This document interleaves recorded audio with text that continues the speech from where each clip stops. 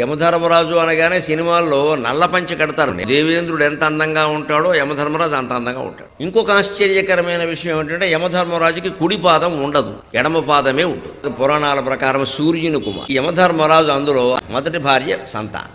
ఆ సంజ్ఞాదేవి సూర్యుని వేడిమికి తట్టుకోలేక నేను కాపురం చేయాలని వెళ్ళిపోయేది. వెళ్ళిపోతూ తన సాటి రూపాన్ని ఇంకో రూపాన్ని సృష్టించి అక్కడ పెట్టింది. నీడని సంస్కృతంలో ఛాయ అంటారు కాబట్టి సూర్యుని యొక్క రెండవ భార్యని ఛాయ. ఆ ఛాయాపుత్రుడు శనీశ్వరుడు, ఈ సంజ్ఞాపుత్రుడు యముడు. వీళ్ళిద్దరూ యముడు శనీశ్వరుడు ఎవరయ్యా అంటే సవత్తల్లి పిల్లలు. అలాగే ఈయన వెళ్ళినప్పుడు ఈ ఛాయాదేవి వచ్చింది కదా రంగంలోకి. ఆవిడ ఈ సవతి పిల్లల్ని ఎంతసేపు అవమానించేది. ఆ ఛాయాదేవి సరిగ్గా తేడాగా చూడడం వల్ల, ఆ శనిని బాగా చూసి సవతి పిల్లల్ని అవమానించడం వల్ల యముడు తట్టుకోలేక ఓ రోజు ఆ కాలుతో ఆ పిల్లల్ని తన్నాడు. నన్ను దంతావరా, తల్లి అని గౌరవం లేకుండా నీ కాలు ఊడి పడిపోతుంది. అందుకని యముడికి పాదం పోయింది.